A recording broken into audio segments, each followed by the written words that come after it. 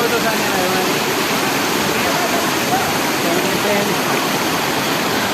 Yes, sir. Yes, sir.